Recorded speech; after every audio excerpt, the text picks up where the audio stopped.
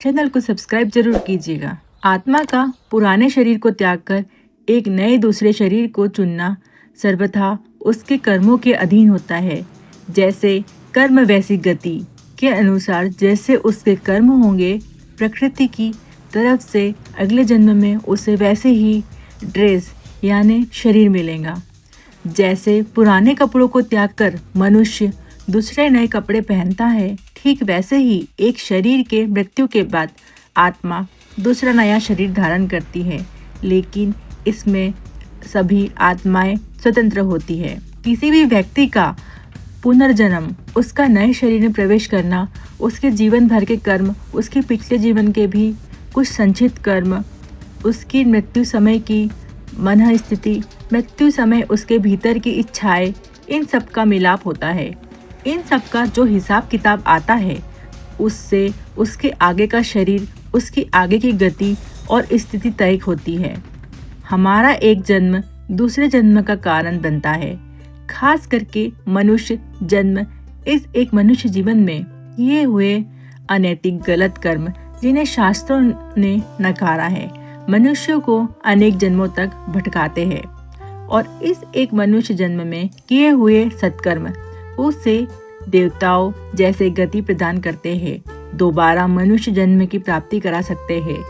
एक मनुष्य जन्म में आसक्त होकर निष्काम भाव से किए गए कर्म मनुष्यों को मुक्ति भी दे सकते हैं, बार बार शरीर बदलने के झंझटों से छुटकारा दे सकते हैं, भविष्य में आने वाले अनेकों दुखों से मुक्ति कर सकते हैं। चाहे कोई भी हो, उसके कर्म ही निर्भर करेंगे कि उसकी आगे की गति क्या होंगी। इसीलिए मैं हर वीडियो में यही कहती हूँ कि अच्छे कर्म करिए, भगवान का नाम जपते रहिए।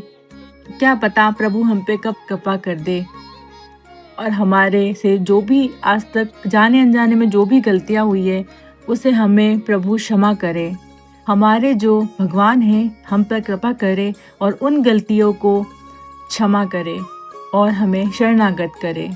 ब्रह्मांड में एक ईश्वर नामक अचूक अदृश्य कंप्यूटर काम करता है और यह सब बिल्कुल अचूकता से होता है। कुछ आत्मज्ञानी आध्यात्मिक ऊंची अवस्था वाली आत्माओं की बात अलग है, लेकिन आम आत्माएं खुद अपना शरीर नहीं चुनती, उनके कर्म ही उनका शरीर चुनते हैं। हर व्यक्ति के कर्मों का एक कर्मिक शरीर बनता है और वह कर्मिक शरीर उस आत्मा को उसके कर्मों के हिसाब से गति देता रहता है।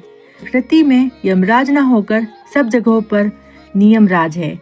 प्रकृति नियमों से चलती है। हर एक व्यक्ति के भीतर चित्त में चित्रगुप्त बसा हुआ है। अदृश्य कंप्यूटर परमात्मा और माँ प्रकृति यानी पार्वती और शंकर भगवान के नियमानुसार मृत्यु के बाद मनुष्य को उसके कर्मों के अनुकूल शरीर मिलता है। सब अपनी आप ही होता है, कुछ करना नहीं पड़ता। यह प्रकृति और परमात्मा के राज में अपना मनचाहा शरीर चुनना या ना चुनना, यह प्रकृति और परमात्मा के राज में अपना मनचाहा शरीर चुनना या ना चुनने का अधिकार केवल आत्मज्ञानी महासंतों और परमहंसों को होता है, आम आत्माओं को नहीं।